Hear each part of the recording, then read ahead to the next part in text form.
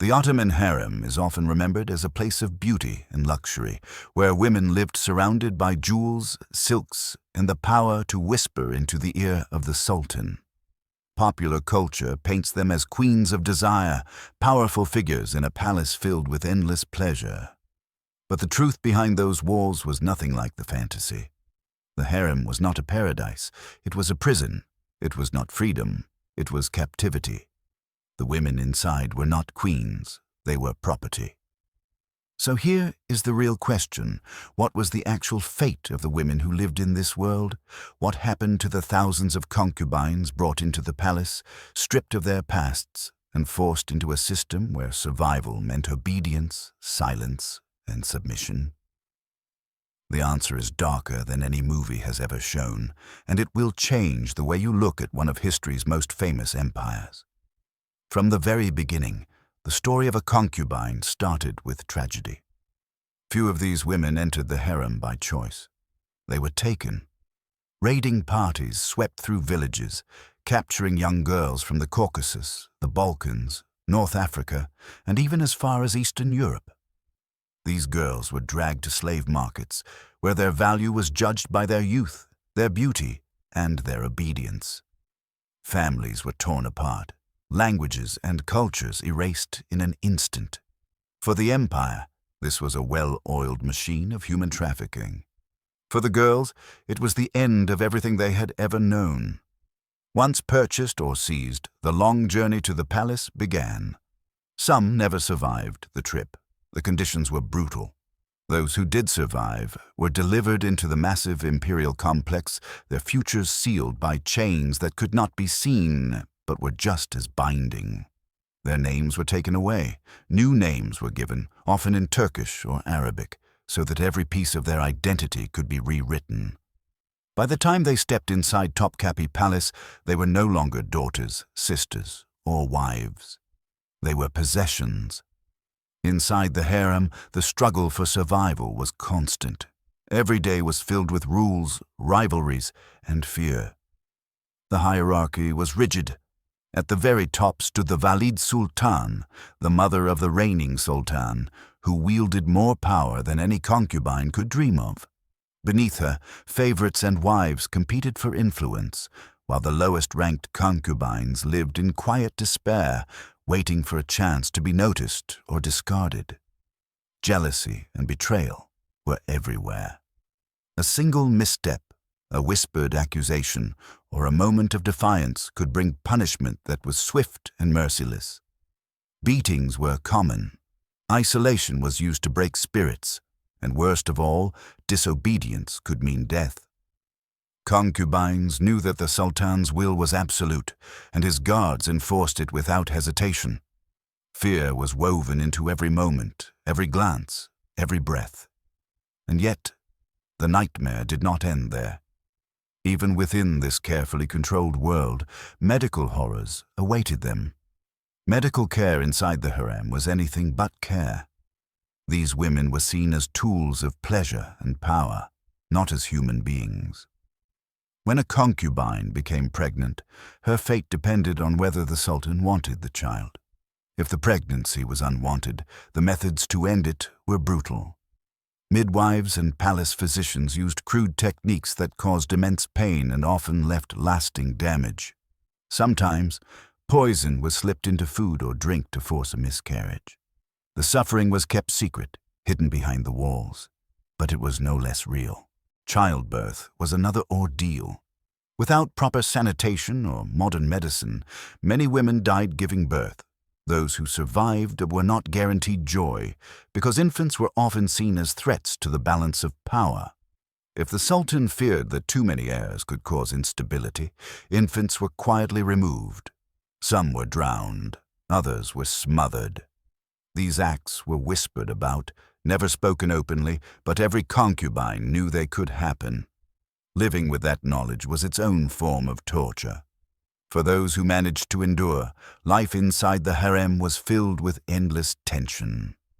Competition for the Sultan's attention was fierce, and only a handful ever rose high enough to gain any sense of security. These women became known as favorites, draped in jewels and silks. Yet even for them, the position was fragile. Falling out of favor was as swift as rising into it. A passing glance to another, a rumor, or a simple change in the Sultan's mood could mean exile to the lowest ranks once again. And what happened to those who were no longer wanted? The answer was cruel. Some were married off to minor officials, men with little wealth or power, as if they were rewards to be handed out. For a woman who had lived in the splendor of the palace, being sent to a stranger's home was not freedom, it was banishment. Others were simply cast out, left to survive in a world where they had no family, no identity, and no support. A few, if they were lucky, received a small allowance, but most were abandoned to poverty. Even for the so-called lucky ones who remained in the palace, life was not safe. Poisonings were a constant threat. Rival concubines, desperate for survival, turned to dark methods to eliminate competition. Trust was impossible. Every smile could hide betrayal. Every servant could be a spy. The harem was not a sisterhood. It was a battlefield, fought without weapons but with schemes, whispers, and fear. The psychological toll was crushing. Imagine living every day knowing your future rested on the whims of one man. Imagine having no control over your body, your choices, or your destiny. Concubines learned to mask their pain behind painted faces, to act as if they were content while their hearts carried nothing but despair. And through it all, the Sultan remained untouchable. His desires shaped their lives, and his disinterest ended them. But the story does not stop with the daily suffering. Behind the jeweled doors, the harem was also a place of calculated control. Every detail of a concubine's life was dictated, from the way she walked to the way she spoke. Servants trained them in etiquette, music, and dance, but this was not education. It was preparation. The Sultan wanted perfection, and perfection was demanded at any cost. A single mistake could erase years of obedience in an instant.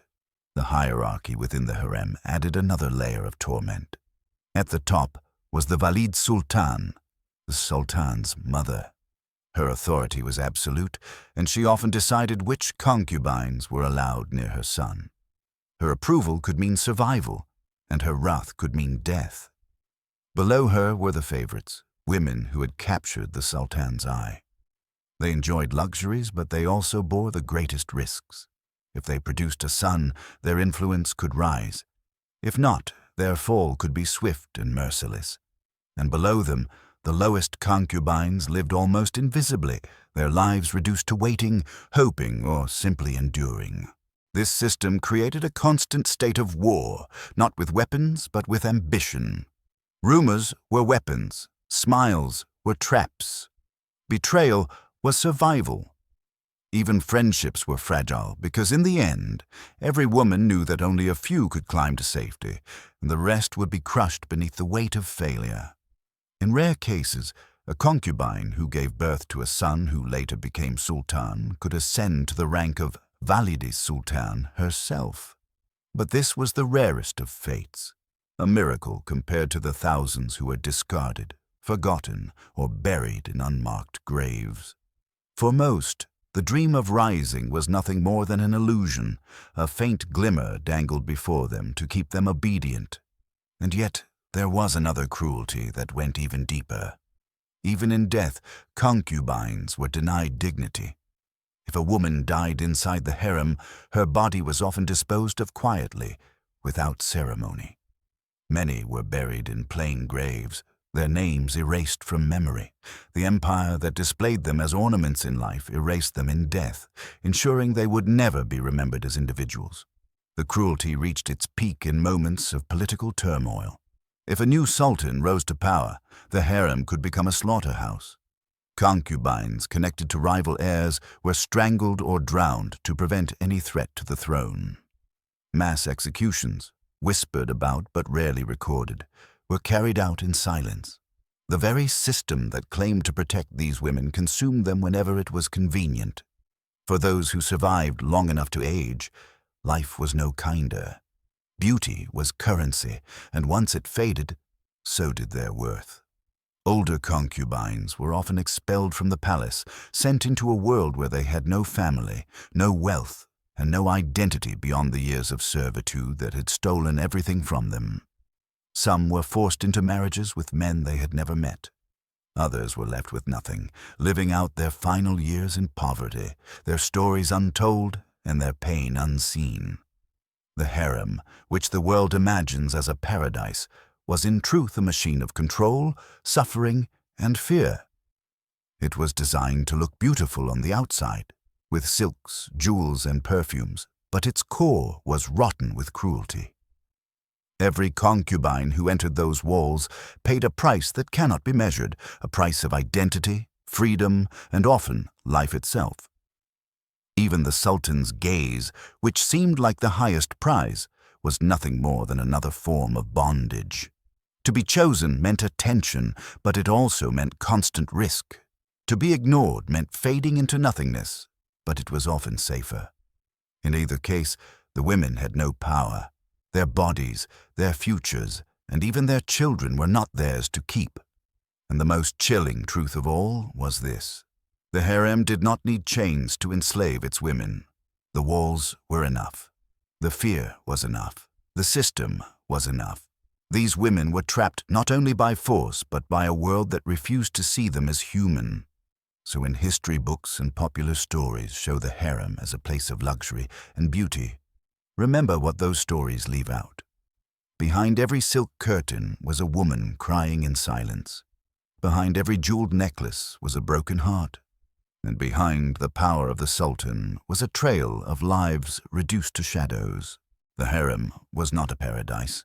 It was a cage, and the women inside were never free. The harem was more than a prison for women. It was a political weapon. Every concubine was a piece in a game far larger than herself, and the rules of that game were written in cruelty. The Sultan's pleasure was only one part of the harem's purpose. The real function was control. By filling the palace with women from different lands and cultures, the empire broke their roots. These women could never go back, and so they became blank slates to be rewritten in the image of the Ottoman state. Their children, if allowed to live, grew up loyal not to their mother's culture, but to the empire alone. But that control came with endless violence. When a new sultan ascended the throne, the harem was thrown into chaos. Concubines who belonged to the previous ruler faced immediate danger. Many were strangled with silk cords, a method chosen because it left no blood and no noise. Others were drowned in the palace's pools or wells, their bodies discarded as if they had never existed. These killings were not random acts of cruelty. They were calculated, meant to erase any potential rival heirs and to cleanse the harem for the new ruler's desires. Even those who bore sons, the so-called lucky ones, lived under a sword that never disappeared. A prince was both a blessing and a curse. He could secure his mother's position, but he also painted a target on her back. If her son lost the struggle for succession, both mother and child could be executed. The same palace that promised protection could become their execution ground. Stories circulated of mothers forced to watch their children strangled before their eyes, a final cruelty meant to break their spirits before death took them as well. Psychological torment was just as brutal as the physical. Concubines learned quickly that trust was impossible. Every word could be overheard, every gesture misinterpreted.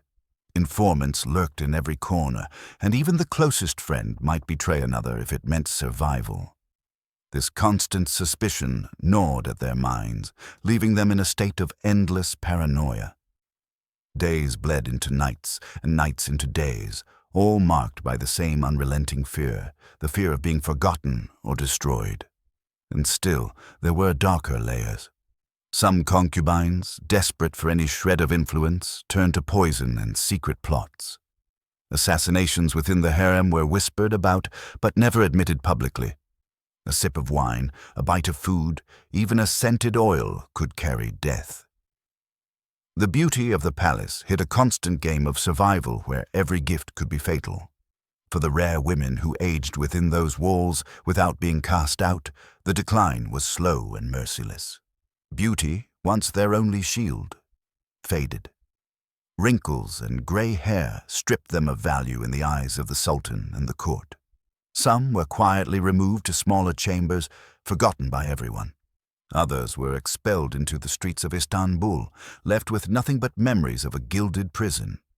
For them, freedom meant hunger, poverty, and loneliness. Their years of servitude earned no reward, no respect, and no remembrance. The cruelty of the system lay not only in what it did to bodies, but in how it erased souls. A concubine was never allowed to be herself. From the moment she was captured, her old name, her language, her family, and her faith were stripped away. She was reshaped into whatever the palace demanded, and if she resisted, she was destroyed. This was not just slavery. It was the deliberate erasure of identity, the slow grinding down of human beings into obedient shadows, and history itself joined in the cruelty by hiding their pain. Official records celebrated the grandeur of the harem, its music, its art, and its beauty. The suffering of the women was rarely mentioned, written out of the story so that future generations would see only the fantasy, not the nightmare. What we are left with today are fragments, rumors, whispers, and the rare testimony of travelers who glimpsed behind the curtains. Yet even those glimpses are enough to reveal the truth. The harem was a stage where power dressed cruelty in silk and jewels, convincing the world that it was paradise. Think of the image that survives today, a palace of golden domes. Gardens filled with fountains, women reclining on cushions of velvet, smiling in candlelight. Now strip away the illusion, hear the cries muffled behind closed doors, see the bodies dragged out in silence. Imagine the fear in the eyes of girls who knew their lives could end before the sun rose again. That was the reality. That was the fate of the concubines. The climax of this nightmare was always the same: silence. These women were silenced in life and silenced in death. Their stories were erased, their names forgotten, their humanity denied. And the world, eager for tales of beauty and passion, chose to believe the lie instead of the truth. One of the most haunting truths about the harem was how easily life could be discarded. The palace guards, called the eunuchs, carried out orders without hesitation. These men, castrated to ensure loyalty, were both the gatekeepers and executioners. When the Sultan wished to dispose of a concubine, it was the eunuchs who carried out the task. Strangulation with a silk cord was the preferred method. It left no blood, no screams, and no evidence. A woman could vanish overnight, her chamber emptied as if she had never existed. There are stories of entire groups of concubines being executed at once. During times of crisis, when a sultan feared rebellion or when succession battles broke out, dozens of women could be killed in a single night. Their bodies were dumped quietly, their deaths never recorded in detail. This was the ultimate cruelty. Not only were they denied freedom in life, they were denied dignity in death. The empire that used them erased them as if they had never lived at all. But cruelty did not always take the form of death. Psychological torment was often more powerful than physical punishment. Concubines who fell out of favor were sometimes forced to live within the palace but ignored, stripped of attention and purpose. Days turned into months of silence. No orders, no recognition, just the crushing weight of invisibility. For a woman whose survival depended on being noticed, this kind of erasure was unbearable. Some sank into despair, others into madness.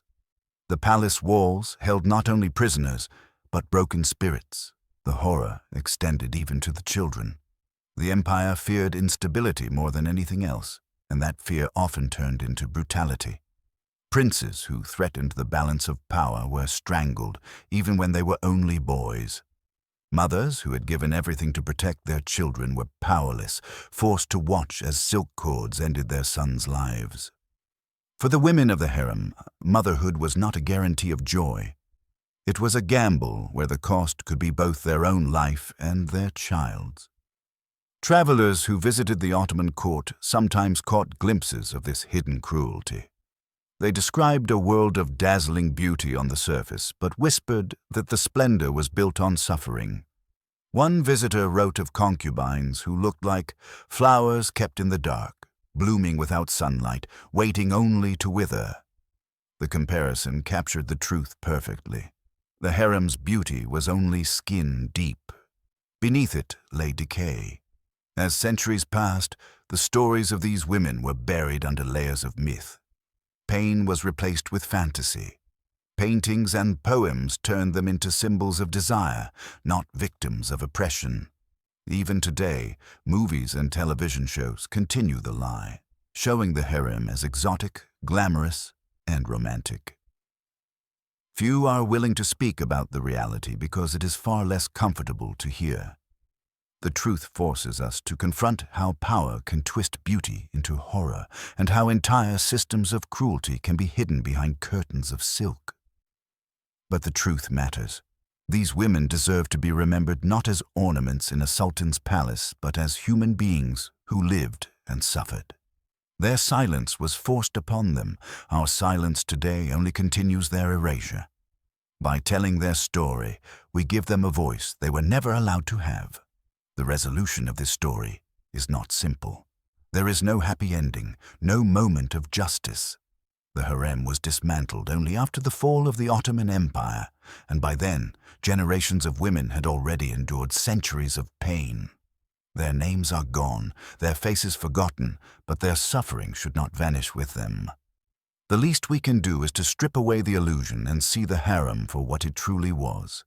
A system of oppression disguised as beauty.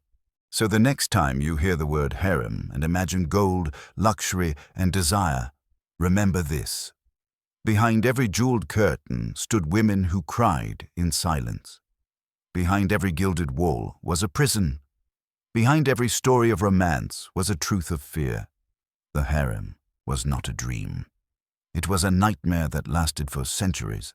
The climax of this story lies in the moments where the cruelty of the harem revealed itself most brutally. One of the most infamous events remembered in whispers was the mass execution of concubines ordered by Sultan Ibrahim in the 17th century. Known by later historians as Ibrahim the Mad, he was said to have drowned hundreds of women from the harem in the Bosphorus after suspecting betrayal. Whether the number was exaggerated or not, the story survived because it symbolized the terrifying truth. The lives of concubines could be ended in a single command. No trial, no warning, just the Sultan's suspicion turning into death. Even if some accounts were exaggerated by enemies of the empire, the fact that such stories could be believed tells us everything about the reputation of the harem. It was not a place of safety or affection. It was a place where fear ruled and where even the most powerful women were powerless before the Sultan's whims. To live in the harem was to live with the constant knowledge that death might come not tomorrow or next year, but tonight. Yet what made the system even more horrifying was its ability to dress cruelty as beauty. To the outside world, the harem was a jewel of the Ottoman court. Music, dance, poetry, and art flourished there, and visitors spoke of the elegance of the women, the richness of their clothing, the charm of their presence. But this beauty was a mask, carefully crafted to hide the truth. Behind the music was silence. Behind the silk was pain. Behind the smiles were tears shed in secret. The harem was, at its core, a lie. A golden cage where women were paraded as symbols of refinement but lived as prisoners. To outsiders, it looked like a palace of love. To the women inside, it was a world of endless fear. They knew that their value existed only in how useful or pleasing they were. And once that value faded, so did their right to exist within the palace. The deeper tragedy is how history remembers them. The names of most concubines were never written down. They did not appear in the records of battles, treaties, or grand events. They were footnotes at best, erased at worst. And so, while the world remembers the names of sultans and viziers, the women who endured the harem's cruelty have been forgotten. Their silence was enforced in life and continued in death. But if we look closely at the fragments that remain, their suffering is undeniable. Stories of forced abortions, of infants quietly killed, of young girls sold by their own families or stolen in raids. Stories of women thrown into the streets after years of service, abandoned to poverty. Stories of favorites who rose to power only to be poisoned by rivals. These are not tales of luxury. They are echoes of pain that cut through the centuries. And yet, the world still clings to the fantasy. Movies and television shows depict harems as places of romance, with women reclining on cushions, sipping wine and sharing secrets. Paintings show them as exotic, mysterious, and alluring. Rarely do we see the truth, that these women were captives, that their lives were controlled in every detail, and that their suffering was the foundation upon which the illusion was built. The callousness of the system was not unique to one sultan or one century. It lasted for hundreds of years, shaping the lives of countless women. Each generation repeated the same cycle: capture, captivity, struggle, and often death. And while the names of the men who ruled are carved into history, the women who endured remain faceless. Their anonymity is itself a symbol of how little their lives were valued. So what does this mean for us today? It means that when we remember the Ottoman Empire, we cannot allow ourselves to be blinded by the golden domes and the tales of power. We must remember the women whose stories were silenced. We must see the harem not as a palace of beauty, but as a machine of oppression. And we must speak their truth, because history chose not to. The resolution of this story is not meant to comfort. It is meant to unsettle. It is meant to peel away the myth and leave only the reality. The harem was a system built on human trafficking, violence, and fear. It was designed to break women, to strip them of identity, and to make them serve without question. It succeeded for centuries, and the silence of history has allowed its fantasy to overshadow its truth. And that is why telling this story matters. The concubines cannot speak for themselves, but we can. By remembering them, by rejecting the false image of glamour, we restore a piece of their humanity.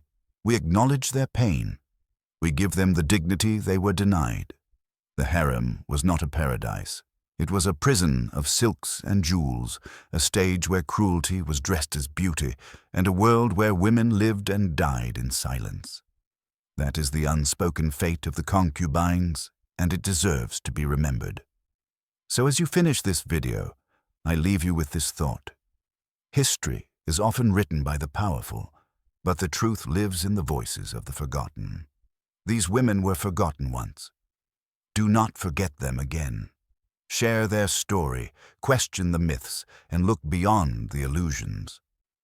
If this hidden history opened your eyes, I ask you to do one simple thing. Keep the conversation alive. Subscribe to this channel, leave a comment with your thoughts, and share this video with others who believe they already know the past. The more we speak about the stories that were silenced, the less power cruelty has to hide. Because remembering is resistance, and for the concubines of the Ottoman harem, resistance is the least we owe them.